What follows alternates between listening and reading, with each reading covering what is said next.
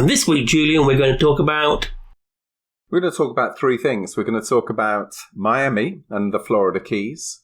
We're going to talk about an item in the news this week, which is the proposed federal budget from President Biden. And finally, we're going to talk about the high school prom. Shall we start then with Florida and the Keys? Now, I know you've just moved there, Julian, but sadly I have not been there. But I have been to Miami Beach on 2 occasions now. What attracted you to Miami Beach, Michael? Well, the highs, without doubt, are the Art Deco buildings. Mm-hmm. The buildings are exceptional. Less good was the tourists, if I may say so. We stayed above the famous News Cafe and had to move out after one night of listening to the party below. Right. And we moved. So yeah, interesting holiday. Love the architecture.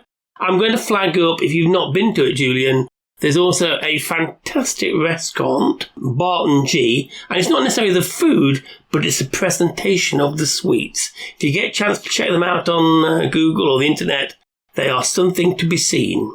Right, excellent. Now, I've not been there. I have been to Miami Beach maybe half a dozen times.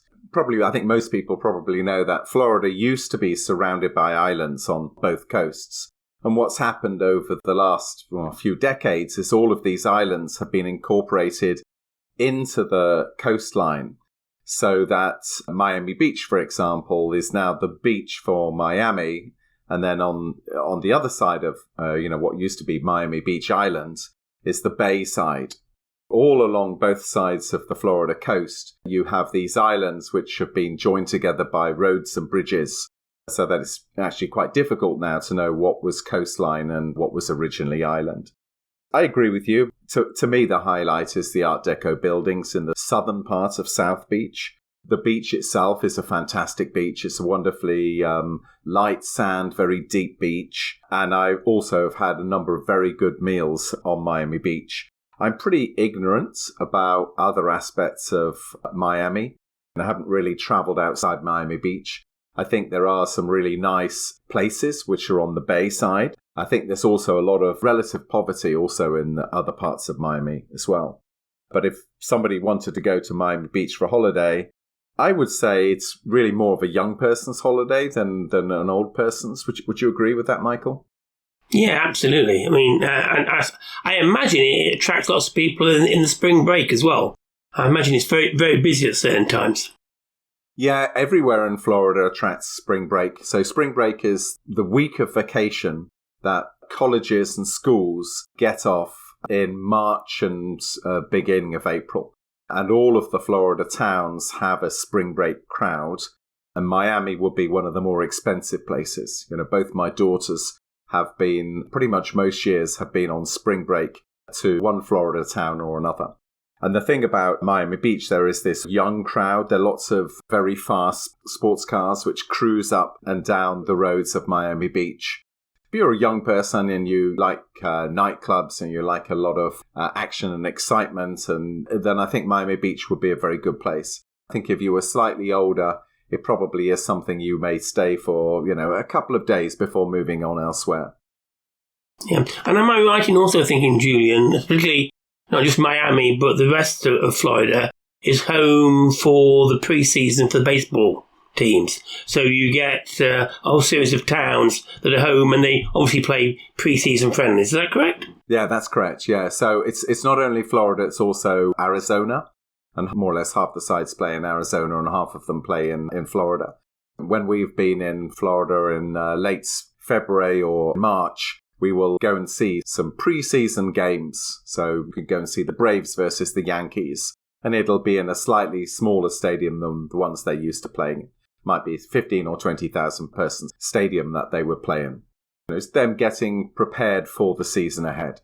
So they'll play more or less the same players, like a pre-season friendly for soccer or football.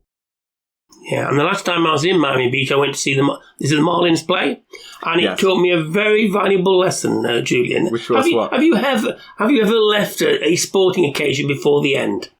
I have, yes. I don't choose to myself. It's not something I like to do, but I sometimes go to sporting events with people who are less keen on them than myself. Yeah, well, I never do. I always stay to the end, irrespective of the score. And you're a Derby County fan, aren't you? So that actually sometimes can be quite painful, I would have thought. Well, absolutely. But it's part of the pleasure of watching the Rams. But it taught me a valuable lesson. We were down in the ninth. The Marlins were way out of contention. It must have been like 5-1. And I was being pestered by my beloved to, why don't we get a cab? Because we had to get back to the beach, and obviously you were concerned about being stuck in the middle of Miami. So we left. And you know what happened, Julian? Oh, yeah, they scored 6 and a grand slam in the bottom of the ninth, probably. Yeah, that was it. And the next day, all the papers were on about probably the best comeback of the season, and I missed it, Julian. Yes, yeah. Well, I try to stay until the end of every game, whatever sport it is. But my wife likes to leave after the 7th inning stretch. I have very regularly missed wonderful comebacks from the Braves or whoever else we've been seeing playing. Okay. So now tell me about the Keys, because when did you move to the Keys? Well, we didn't really move. So we sold our house, and what we're doing is we're travelling around, spending a month or so in each place that we go to. And we thought we would start with Key West. So the Keys are a selection of about 800 Caribbean islands, which are owned by the US and are joined together by a 100-mile road and 42 bridges. And so they go from southern Miami down to about 100 miles away from Cuba. I'm surprised you didn't take that when you've been to Miami, Michael, because it's actually a fantastic road journey. If you could imagine driving down these roads, and some of these bridges are 7 miles long, and you can see both on your left and your right, you can see these glorious views of the sea. The drive is best done in a convertible, but it is one of the great joys of life in making that drive from Miami to Key West. So I would highly recommend that. There are obviously different islands. Key means island. Key West, which is where we are, is quite different from other areas of the US. For one thing, there are in the streets thousands of chickens and cockerels, and they're everywhere, and there are iguanas everywhere. It's quite a lively place. We've been doing all the things that you normally would do when you're vacationing. So we've been, going on boats. We took a catamaran with our 2 dogs yesterday. We've been exploring all of the Key West beaches. And my wife has been fishing. I've been playing tennis and playing pickleball. And we've been enjoying the delights, essentially, of a Caribbean island. And there are a lot of people here in the Keys at the moment. Key West is entirely full. All the hotels are completely full. The lowest hotel price at the moment is $600 per night. There are a lot of people who have escaped from the Northeast, from New York and places like New York, and have come down to live in the Keys for 6 months until New York gets back to normal. A fantastic place to go and visit. And so what has surprised you most about the Keys? Pleasantly surprised you? Well, again, we've been here maybe half a dozen times, but before we've only been for a few days or maybe a week. There's quite a mix of people here. So I think Key West, probably most of our listeners will know that Key West is known for its strong LGBT community. It really is a mix of communities. It has a very large contingent of ex-military and current military. It has a large Cuban population from pre-revolutionary Cuba. And it's got some snowbirds as well, some people who are sort of escaping the cold and living in somewhere warm for the winter. This mix of people seems to work quite well. It is a sort of a fairly liberal place, but it's not ridiculously liberal as some places might be. And I think it's that mix of all of these communities which somehow found a way of being able to get along pretty easily here.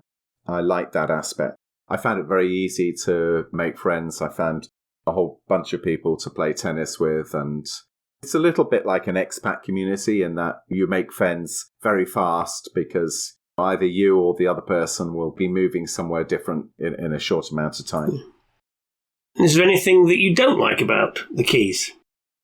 Today it is ridiculously hot, so we're getting into the season, obviously it's a Caribbean island, it's close to 90 degrees Fahrenheit, which is well into the 30s centigrade. There's little wind. I'd just been out for a fantastic lunch overlooking the water and the very little wind. And you come back, and I was out there for just over an hour and just sort of dripping with sweat. That goes with the territory. If you go to the Caribbean in the summer, it's going to be hot. Although it's only 100 or so miles, or, just over 100 miles from Miami, it's 3 or 4 hours drive.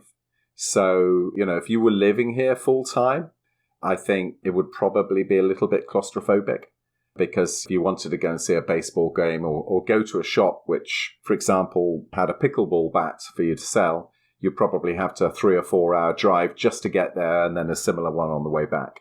It is the southernmost point of the lower 48 states in America. You'd have to do some work to get here.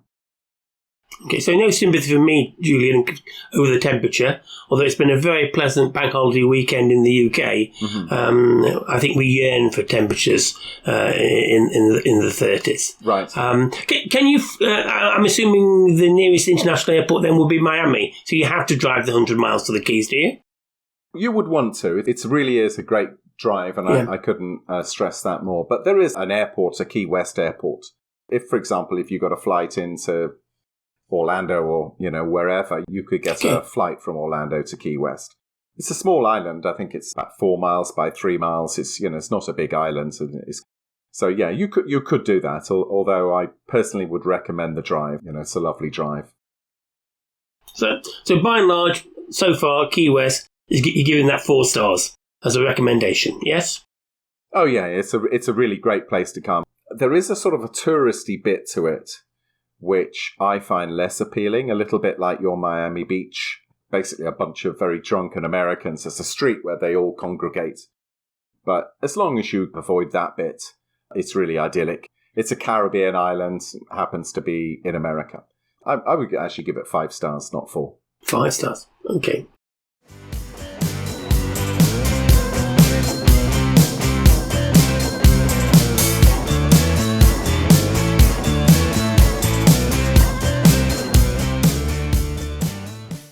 Julian, what's the big news in the States this week that you can share with our UK listeners? So I think the biggest news this week is the proposed federal budget proposed by President Biden. As you know, Michael, the US government is divided into lots of different parts. There's the federal part, the state part, the county part, the city part. And they all have their own budgets and they're all their own forms of raising revenue. Most of the responsibilities for government in the US lie with the state and with the county and with the city. So anything to do with schools, police, elections, all of those types of things are run by the states. And then things which are run by the federal government, so the national government, or the national economy, national security, foreign policy, and then programs like Medicaid and Medicare for healthcare and social security. And the big news this week is that President Biden has proposed a large increase in the federal budget for next year. So he's wanting to spend $6 trillion next year, which is $1.2 trillion more than this year. And just to give you some context, this $1.2 trillion US of additional spending that they're proposing for next year, the entire UK government budget is less than £1 trillion. So this really is an enormous amount of new spending. He proposes to increase taxes on corporations and on the very wealthy, those people earning more than $400,000 a year. But he's also proposing to increase the deficit. Although he's planning to spend $6 trillion, he's only planning to raise $4.2 trillion in taxes. And he set out his goal for the next 10 years, which essentially will see the USA take on $15 trillion in new debt, which isn't be paid off by new taxes. So that's the big news. And if that were to happen, that would mean that the USA would have more debt than it does gross domestic product. That's the big news. So casting your mind back, Julian, to your days at the Bank of England. Yes. And effectively 2 things. A, is it a socialist budget? I.e., you're taxing the rich and you're taxing corporations? And B, what's your view around this level of debt? Not so long ago, conventional wisdom by economists was that you couldn't get that level of debt. But what we've seen in the COVID area, that all countries have very significantly increased their debt, and economists don't appear too worried by that. What's your view? Yeah, I mean, I've noticed the same thing, that economists don't seem to be worried about the high level of debt from most countries around the world. I have to say, it does worry me. Maybe this makes me old school, but I think that over the course of an economic cycle, the amount of tax you raise should be the same as the amount of money that you spend. And quite clearly here, we're not in that territory. We're clearly in a time when the economy is quite good, and yet we're proposing to spend more than we earn. I can see an argument for, if you're in a recession, not to massively reduce your government spending and then pay down debt at times when the economy is good. But here we're talking about a situation where the economy is pretty good and they're proposing to make a whole load of spending which they're not going to tax others for. So yes, that does worry me, and I'm not an economist anymore. But I believe that is going to fuel inflation. Well, I don't know that it's going to be passed. In order for it to be passed, President Biden needs to get both the House of Representatives and the Senate to agree. And although there are more Democrats in the House of Representatives and there are even number of Democrats and Republicans in the Senate, I can see some Democratic senators saying, hold on, these numbers look a bit too scary. I wonder whether it's a first pass and the actual numbers that are going to be used will be somewhat different. They're planning to raise tax on corporations and the very wealthy. These two groups, to me, seem to be quite good at avoiding tax. Not evading tax necessarily, but avoiding tax. There's always mechanisms they have, which means that they pay less tax than perhaps was originally envisaged. I wonder whether this tax isn't raised, whether that just means that there's even more debt. As to whether this is a socialist program, there really isn't a socialist party in the US. There are socialist members of the Democratic Party, but the Democrats really are kind of a conservative liberal party in UK politics terms. There is a little bit of taking from the rich and giving to the poor here, but it's not really what I would call socialist. The extra money they're looking to spend, this extra 1.2 trillion in extra money from the federal government, that's going to all sorts of things. So the big word here is infrastructure. So more roads, better bridges, that type of thing. Biden's looking at giving free education for 3- and 4-year-olds. And giving that money to the states so they can start that education at an earlier point. But a lot of the money is going to places like defense. The US defense budget, if you take the next 10 largest countries after the US in terms of defense spending, they spend as much as the US spends on defense. Most of those 10 countries are the US's ally. So I don't really understand why defense would need more money. It's not really socialist, but it is definitely spending a lot of money which you don't necessarily have. It seems to be somewhat popular, this from what I can see with people. People obviously always like to have new services, especially those that they feel they're not paying for. It's the way the US politics work. I think a lot of these new services will go towards projects which are favourite projects for some of the senators who want to see money spent on things that they believe in. And some of these projects, they don't have a very good record of actually leading to better services. Although I would have thought the money spent on infrastructure would be well spent. Certainly in my times of touring around the States, the interstates definitely need money spent on them. And we've covered previously the lack of investment in rail. Yeah, that's right. And I think that's how it's being sold to the public. They keep talking about, this is investment in infrastructure and it's much needed. And I think there's a lot of support from that on both sides. And Democrats and Republicans generally support that ideal. Just because there's more money to spend doesn't mean to say that the services improve.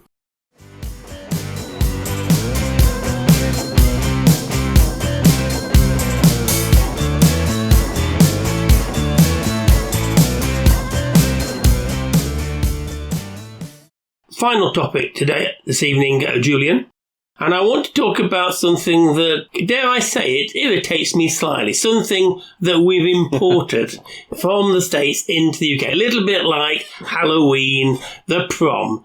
All of a sudden it's become a very big thing. But I think you're going to tell me it may not be quite as I perceive it, Julian. Yes, I'm afraid so, Michael. Just like most of these other things, the prom was originally British. It was a tea dance. And it was imported from the UK into the US in the late 19th century, where people would, do their dancing in their Sunday best. As I understand it, I've been out of the UK a few years now, but now the prom is a fairly staple thing within the UK school system. Is that right? Well, it is, but I don't think we're comparing like with like. I think the tea dance, and you're absolutely right, the Savoy and all these major hotels in the UK had tea dancers. But this isn't the coming out party that all sort of those leaving school at the age of 16 or 18 now spend all their time and money. And dare I say it, with not some considerable expense involved, down to limos, dressers, discos. So, no, I don't get what you're telling me there. I think this is a US invention. Well, no, I think for many years it was exactly that. We would have all seen films set in small-town US where the children are having their high school prom. And they'll be having it in the high school gymnasium. And they will pick up their date from their family's home in their father's car. And up until fairly recently, that was the prom experience. What I think has happened in the last decade or so is just huge amount of inflation. Now, instead of being held in the school gymnasium, the proms are held at swanky hotels. So my children's prom was held at the very upmarket Fox Theatre in Atlanta, which is a fantastic building which people should go and visit and go and see a play if they're ever in Atlanta. Asking somebody out to go to the prom is a big occasion. It's got a name. It's called Prom Proposal. And my daughters, who were always fairly popular with the boys at school, they would have very elaborate prom proposals or prom prosals given to them as boys asked them to go to their prom at the end of the year.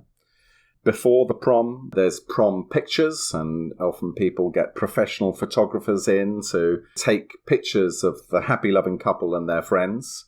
They go to the prom, used to be in the father's car, now it's in a limo, and often they stop on the way to the prom to have a meal at a nice high-class restaurant. And then after the prom, there's the prom party, which used to be this party you would have post-prom. Now that's a post-prom weekend. They go with some hapless parents to some weekend home by a lake, a whole bunch of children, and they continue their party. And at some, not at my daughter's, but at some of the sort of more wealthy parents, they will invite a celebrity to come along to that party. And they'll pay that celebrity some money to make the event especially memorable. It's been subject to a lot of inflation in the last decade or so. And I believe the average spend at a prom is $1,000, that's an average spend. So that's quite a lot of money to go to a prom. So I'm sensing, Julian, you're like me, that the escalation, the inflation of the prom, you don't perceive as a good thing.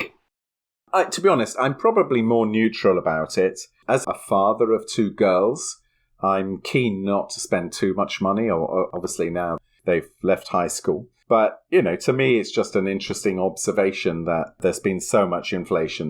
Prom is a big deal. It's a signal that you're leaving school. So traditionally, the people who've gone to proms are the seniors, the person in their last year at high school, and they will invite a date to go to the prom. What's happened is that parents, as they've got a bit more money, they want to make this a big deal for their child. They're willing to up the ante, and there's a bit of competition between parents to show, who can love their child most by giving them most for the prom. Traditionally, at the movies anyway, it's a time when you lose your virginity. Although, as I understand it, only about 5% of people do lose their virginity at prom. But what's happened over the years is that it's become a sort of friendship group thing. Everything's booked for 6 months in advance. If you're a girl wanting her hair done and her nail salon, it wouldn't be unusual to book those appointments 6 months in advance. As soon as you know that prom date, you've got that hairdresser appointment, so your hair can look absolutely perfect for the 10 minutes that you might spend at the prom. And that's the other ridiculous thing about proms. My second daughter, she's been to 3 proms, I think, in total, because she had different boyfriends each time. I think she spent less than half an hour in total at the prom. Most of it has been the pre-prom and the post-prom parties and weekends that she's enjoyed.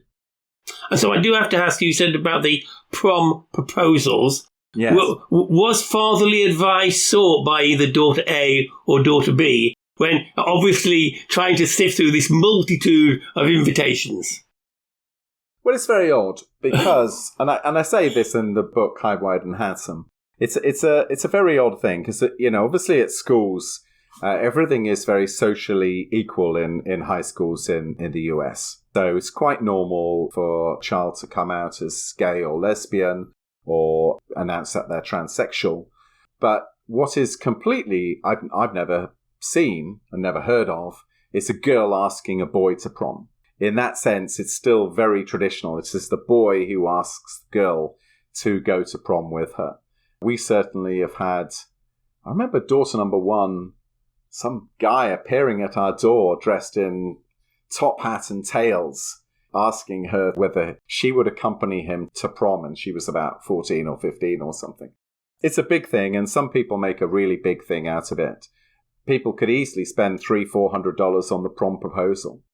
Yeah. So you're laying the blame for the escalation of prom at the hands of the parents. Whereas I'm going to blame MTV and Back to the Future. Before Back to the Future, no one in the UK had a prom night. So they have a lot to answer for. But do you not like parties, Michael? Is this... what's wrong with having a party to celebrate you finishing school? Yeah, well, as you know, the beloved loves parties.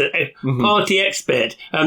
As the one who normally is involved in the execution of the party plans, I am less keen. Right. Children here work very hard at school. I think it's an appropriate thing which marks them finishing school. And in most cases, they're going to college, but in some cases, they're going on to the world of work. And I think it's a nice thing to have people, a big deal being made of them finishing school. I like that idea. As a father, I'm just keen that I keep the amount of money that I spend on it limited. If they want to go and do all of these great things and get a limo and all of that type of stuff, then that's great. Yeah. And to finish on a serious note, I do think it's very important that you celebrate achievements. And if the finishing of your school education is an achievement, you should absolutely celebrate it. So yes. I think on that we agree, Julian. They get very excited about this prom months and weeks ahead of the actual date. Everything has to be perfect. That concludes this week's podcast. We'll be back in 2 weeks' time. Can I ask those of you who are interested and listening and enjoying this podcast to give us reviews on your usual podcast provider? That's right, Michael. And let's finish this episode by sharing a few reviews from the first episode. Quent said, "Great first podcast. Nice informed observation and commentary on aspects of life in America. Bang up to date on topical stuff too. Reminded me of Letter from America by Alistair Cook." That's very nice. JDT from Atlanta said, "Interesting and informative. Very interesting podcast. 2 thumbs up." And Jill Bow 411 said, "Great podcast. I thoroughly enjoyed listening to this podcast and will certainly continue. I like how well balanced the information is, especially between the US and the UK mindset. Thanks, Julian, for being open and honest and well informed about our COVID status and US transportation. I can't wait for the upcoming podcasts." Back to that start, on to that day.